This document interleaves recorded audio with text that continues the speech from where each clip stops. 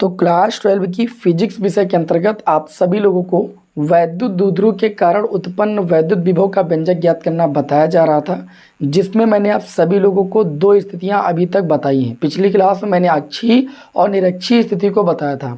आज हम तीसरी स्थिति को देखेंगे, वैद्युत द्विध्रुव के कारण किसी बिंदु पर वैद्युत विभव का व्यंजक। ठीक है, इसके लिए सबसे पहले हम करेंगे क्या, हम एक वैद्युत द्विध्रुव का निर्माण कर लेंगे। वैद्युत द्विध्रुव की परिभाषा भी मैंने बताई थी कि परिमाण में समान और प्रकृति में विपरीत आवेश जब एक दूसरे से अल्प दूरी 2l पर रखे होते हैं तो वे एक द्विध्रुव का निर्माण करते हैं, जिसे हम वैद्युत द्विध्रुव कहते हैं। तो एक हमारे पास वैद्युत द्विध्रुव है, इसका नाम दे देते हैं, ये AB वैद्युत द्विध्रुव है, जो कि -q और +q आवेशों से मिलकर बना है। इसके बीच की दूरी कितनी होती है भैया, 2l होती है। ठीक है, तो यहाँ से यहाँ तक की दूरी टोटल होती है 2l दूरी होती है। क्लियर इतनी बात। ये वैद्युत द्विध्रुव का मध्य बिंदु हो गया, इसको हम O नाम दे देंगे। ठीक है, देखिए अगर हमें अक्षीय स्थिति में वैद्युत विभव का व्यंजक ज्ञात करना होता है तो हम वैद्युत द्विध्रुव के मध्य बिंदु O से अक्षीय स्थिति में r मीटर की दूरी पर एक बिंदु P ले लेते हैं और बिंदु P पर दोनों आवेशों के कारण वैद्युत विभव निकालते हैं, फिर उनका परिणाम ही निकालते हैं। अगर हमें निरक्षीय स्थिति में वैद्युत विभव का व्यंजक ज्ञात करना होता है तो वैद्युत द्विध्रुव के मध्य बिंदु O से निरक्षीय स्थिति में एक बिंदु P लेते हैं, जो कि O से P तक की कितनी बीच की दूरी होती है, r ही दूरी उसमें भी होती है।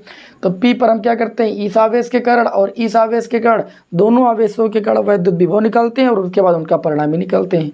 अब हमारी तीसरी कंडीशन है कि किसी बिंदु पर वैद्युत विभव अर्थात ना अक्षीय में होगा ना निरक्षीय में होगा, अर्थात थीटा डिग्री कोण पर कोई आप एक बिंदु P मान लीजिए। तो हम मध्य बिंदु O से r मीटर की दूरी पर एक बिंदु P ले लेते हैं, जिसका झुकाव कितना है, इस वैद्युत द्विध्रुव से थीटा डिग्री कोण है, और इस बिंदु P पर हमें इस +q आवेश के कारण क्या निकलना है, वैद्युत विभव। तो हमने क्या किया, P को +q आवेश से मिला दिया। ठीक है, और इस बिंदु P पर हमें -q आवेश के कारण भी विभव चाहिए, इसलिए P को मैंने -q आवेश से भी मिला दिया। अब अगर हमें इस P पर इस आवेश के कारण विभव चाहिए तो हमको इस आवेश से यहाँ तक की डिस्टेंस चाहिए। ठीक है, ये डिस्टेंस आपकी अलग होगी, ये डिस्टेंस आपकी अलग होगी। तो ध्यान दीजिएगा। ठीक है, थोड़ा सा ध्यान क्या देना है आपको, पहले बताना, ये दूरी यहाँ पर प्रदर्शित कर लीजिएगा, ये L है। यहाँ से यहाँ तक की दूरी कितनी हो जाएगी, L, क्योंकि O पॉइंट आपका मध्य बिंदु है। ठीक है, तो हमें +q आवेश के कारण P पर वैद्युत विभव निकालना और -q आवेश के कारण P पर वैद्युत विभव निकालना है। लेकिन हमको ये डिस्टेंस सबसे पहले पता होनी चाहिए। ये डिस्टेंस ना बराबर है और ना कोई निश्चित है, ना कि हम समकोण त्रिभुज में मान लें, यहाँ पर कोई समकोण त्रिभुज आपका नहीं है। तो आपको यहाँ पर देखिए एक रूल समझना होगा कि जब दो रेखाओं के बीच का जो कोण होता है वो बहुत छोटा कोण होता है। क्या होता है, बहुत छोटा कोण होता है। तो छोटी वाली भुजा से सामने वाली भुजा पर जब हम लंब खींचते हैं तो ये वाली जो भुजा होती है और जो ये वाली भुजा होती है ये आपस में हो जाती है बराबर। यहाँ पर वही रूल हम लगाने वाले हैं। ठीक है, बाकी जो भुजा बचती है ये इन दोनों भुजाओं का हो जाता है अंतर। क्या हो जाता है, अंतर। कहने का मतलब ये समझिएगा ध्यान से, अगर दो रेखाएं एक दूसरे से बहुत कम या बहुत छोटे डिग्री के कोण पर ये झुकी हुई है, ठीक है, ऐसे झुकी हुई है, और अगर हमने क्या किया, इस भुजा से इस भुजा पर लंब ऐसे डाल दिया तो ये वाली रेखा जो होती है वो इस वाली रेखा के बराबर होती है। ठीक है, ये मैथमेटिक्स में आपको बताया गया होगा। तो ये रूल यहाँ पर क्या करेंगे हम भाई, लगाने वाले हैं, तभी भैया हमको +q से P तक की दूरी पता चल पाएगी और -q से P तक की दूरी पता चल पाएगी। ठीक है, तो और जब दूरी पता चल जाएगी बस दोनों के कारण विभव निकाल करके परिणाम ही निकाल लेंगे। इतना करना है। तो सबसे पहले आपको क्या लिखना है, कुछ लैंग्वेज आप लिख लीजिएगा कि माना हमारे पास एक वैद्युत द्विध्रुव AB है जिस पर -q और +q आवेश क्या है, क्रमशः स्थित है। दोनों आवेशों के बीच की दूरी कितनी है, 2l है। ये वैद्युत द्विध्रुव एक ऐसे माध्यम में रखा है जिसका जो परावैद्युतांक है वो कितना है आपका, k है। ओके, बाकी निर्वात अथवा वायु के लिए k का मान तो हम एक बात में ले ही लेते हैं। वैद्युत द्विध्रुव के मध्य बिंदु O से थीटा डिग्री के कोण पर, ठीक है, और r मीटर की दूरी पर या r दूरी पर एक बिंदु हम P ले लेते हैं, जहां पर हमें इन दोनों आवेशों के कारण उत्पन्न वैद्युत विभव का व्यंजक ज्ञात करना है। ठीक है, या परिणामी वैद्युत विभव का व्यंजक ज्ञात करना है। अब यहाँ पर आप क्या करेंगे, यहाँ पर सबसे पहले देखिएगा इनके बीच का जो एंगल है वो बहुत छोटा कोण है।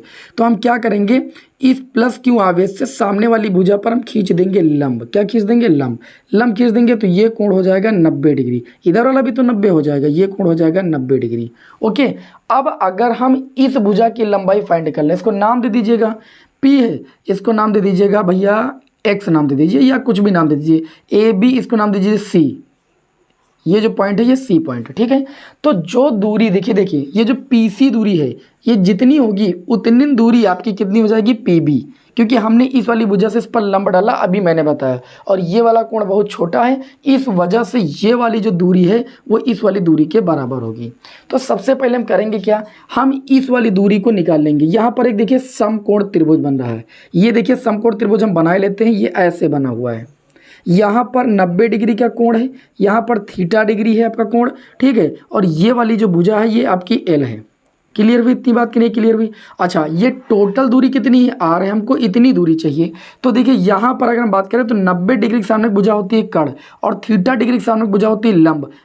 बाकी जो ये वाली भुजा बची ये होती है आधार, और हमें इसी आधार को निकालना है। और जब हमें आधार निकालना होता है तो हम लगाते हैं कॉस थीटा। क्या लगाते हैं भैया? Cos theta. कॉस थीटा बराबर होता है आधार बटे कर्ण। क्या होता है भैया? आधार बटे कर्ण। तो ये कोण अगर थीटा है तो इसके सामने भुजा ये देखिए, थीटा के सामने भुजा ये लंब हो जाएगी, लंब से कोई मतलब नहीं। आधार की बात करें तो आधार हो जाएगा ओसी, ठीक है, इसको मिला लीजिएगा। आधार आपका हो जाएगा ओसी, क्योंकि इस पॉइंट को हमने ओ माना है, तो ये आपका आधार हो गया ओसी। और कर्ण की बात करें तो 90 डिग्री के सामने भुजा कर्ण हो जाएगी, और कर्ण की वैल्यू कितनी है? एल है, बराबर कॉस थीटा। तो यहाँ से जब हम ओसी की वैल्यू निकालेंगे तो कितना आ जाएगा? L cos theta. क्लियर हुई इतनी बात? अब मेरी बात को बहुत ध्यान से समझिएगा। ओ से लेकर के पी तक की दूरी आर थी, और ओ से लेकर के सी तक की दूरी आपकी कितनी आई है? L cos theta. तो ये दूरी चाहिए तो हम आर से एल कॉस थीटा को घटाएंगे तो ये वाली डिस्टेंस हमको पता चल जाएगी। तो ये वाली डिस्टेंस कितनी हो जाएगी? आप कहेंगे R minus L cos theta. अच्छा, ये वाली दूरी अगर R minus L cos theta हो जाएगी तो ये वाली दूरी भी कितनी हो जाएगी? उतनी हो जाएगी R minus L cos theta, क्योंकि हमने इस वाली भुजा पर इससे इस पर लंब डाला है, तो जितनी ये होगी उतनी ये होगी। तो यहाँ पर लिख लीजिएगा PC बराबर, जो PC भुजा होगी वो किसके बराबर हो जाएगी? PB के बराबर हो जाएगी, ठीक है। और PC का मान आया कितना है? PC का मान कैसे निकाला गया? PO माइनस कितना किया गया है? PO से OC माइनस किया गया है, PO माइनस OC। अच्छा, P से लेकर के O तक की दूरी कितनी थी? R, और OC की वैल्यू हमने निकाली, कितनी निकाली? L cos theta. तो इस तरीके से हमें प्लस क्यू आवेश से पी तक की दूरी पता चल चुकी है। अब हमको निकालना है इस माइनस क्यू आवेश से पी तक की दूरी। तो हम यहाँ से इस वाली भुजा से सामने वाली भुजा पर लंब डालेंगे, लेकिन सामने वाली भुजा अभी आगे आपको बढ़ानी पड़ेगी, तो इसको भैया बढ़ा लीजिएगा और इसको नाम दे दीजिएगा। देखिए ये सी हो गया, इसको डी पॉइंट नाम दे दीजिएगा। ओके, अब यहाँ पर भी एक त्रिभुज बनेगा जो कि समकोण त्रिभुज होगा। क्यों?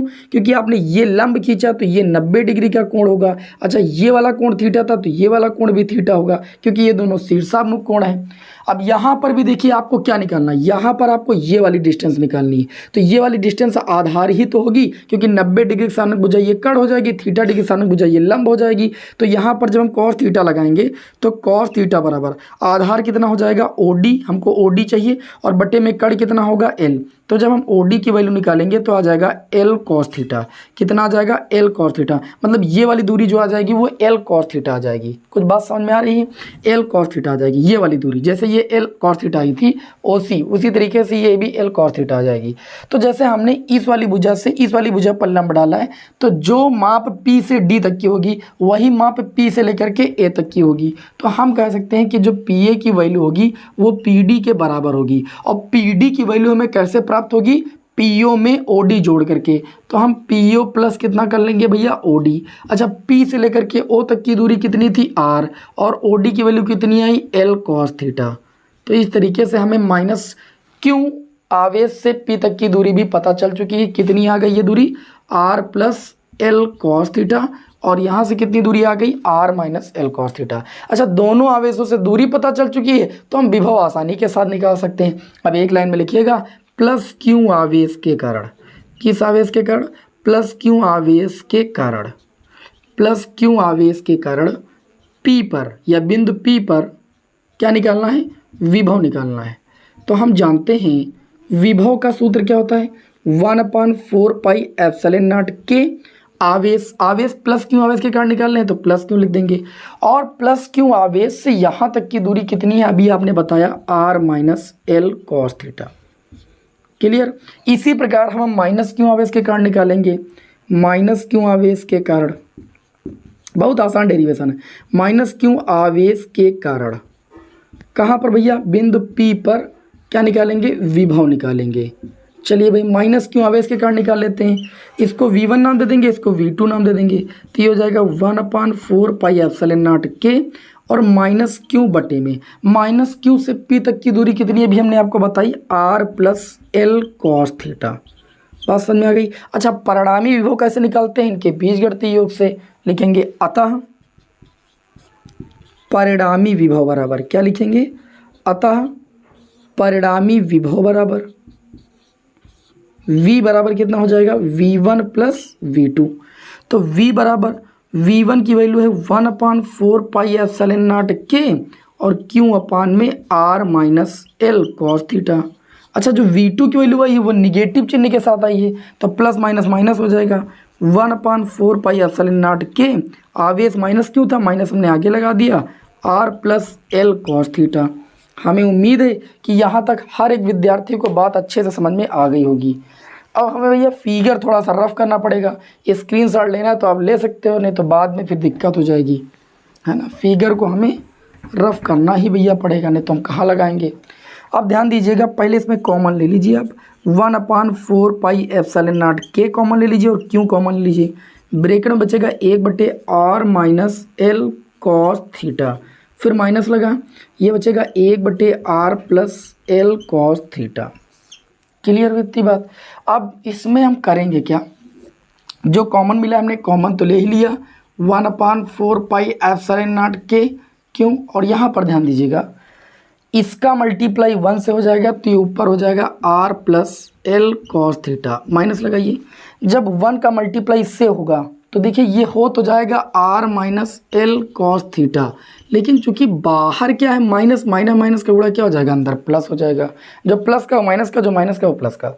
अच्छा ये देखिए ध्यान से, तो ये A-B और A+B एक ब्रैकेट में लिखा है, और A-B A+B होता है A² - B², मतलब R² - L² cos स्क्वायर कितना भैया, थीटा हो जाएगा। अब आप ध्यान से देखिए, ये -R + R ये आपका 0 हो जाएगा।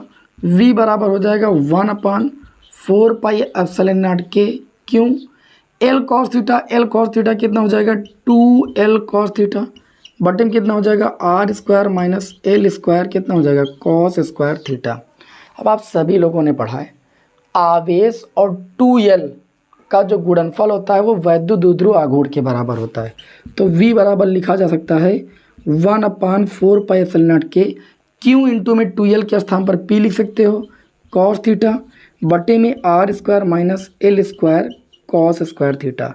मैंने आपको बताया कि जो R दूरी होती है वो L की तुलना में बड़ी होती है, तो L जो है बहुत छोटी है, या हम कह सकते हैं कि R दूरी बहुत बड़ी है L की तुलना में, और जो दूरियां बहुत छोटी होती हैं उनको हम नेगलेक्ट कर देते हैं अर्थात डेरिवेशन में छोड़ देते हैं। तो ये जो L cos थीटा इसे छोड़ देंगे, बहुत छोटी दूरी होगी, तो ये हो जाएगा V = 1/4πε0 के, ऊपर हो जाएगा P cos थीटा और नीचे आपका हो जाएगा R²। ठीक है, बाकी निर्वात अथवा वायु के लिए K का मान 1 रख दीजिएगा आप। ठीक है, तो ये आपका आ जाएगा, यदि K बराबर 1 तो विभव का व्यंजक आ जाएगा 1/4πε0 P cos थीटा और बटे में R²। अब देखिए इसी की सहायता से आप अक्षीय और निरक्षीय स्थिति में वैद्युत विभव भी ज्ञात कर सकते हैं। तो देखिए किसी बिंदु पर निकाल लिया, इसका मतलब यहीं से अक्षीय और निरक्षीय आ सकता है। तो जब तुम्हें अक्षीय स्थिति में निकालना होगा, ध्यान दीजिए अक्षीय स्थिति में अगर आप निकालेंगे तो देखिए अक्षीय स्थिति में होता क्या है, थीटा बराबर 0 डिग्री, अर्थात हम वैद्युत द्विध्रुव की अक्ष की दिशा में, क्या अक्ष की दिशा में 8 दूरी पर क्या करते हैं, एक बिंदु P मानते हैं, अर्थात उस स्थिति में जो एंगल बनेगा, जो ये एंगल अभी थीटा बन रहा था वो आपका 0 डिग्री बनेगा। अच्छा जब यहाँ पर हम थीटा के स्थान पर 0 रखेंगे तो V का मान आ जाएगा 1/4πε0 P cos 0 की वैल्यू 1 और बटे में R²। तो अक्षीय स्थिति में आपका यही व्यंजक तो आया था, आप कहेंगे जी आया था। अच्छा निरक्षीय स्थिति भी यहीं से प्राप्त कर सकते हैं। निरक्षीय स्थिति का मतलब होता है लंबवत यानी परपेंडिकुलर। इस स्थिति में जो थीटा होगा वो कितना होगा 90 डिग्री, तो विभव कितना हो जाएगा 0। क्यों? क्योंकि cos 90 की वैल्यू होती है शून्य और शून्य का मल्टीप्लाई पूरे से हो जाएगा तो विभव आ जाएगा शून्य। इसीलिए निरक्षीय स्थिति में जो वैद्युत विभव होता है वह शून्य होता है और अक्षीय स्थिति में जो वैद्युत विभव होता है 1/4 P/r² होता है। हमें उम्मीद है कि ये डेरिवेशन हर एक विद्यार्थी को अच्छी तरीके से समझ में आ गया होगा। ठीक है, आपकी समस्या अब सॉल्व हो गई होगी। बाकी नेक्स्ट क्लास में मिलते हैं आपको। जय हिंद, वंदे मातरम।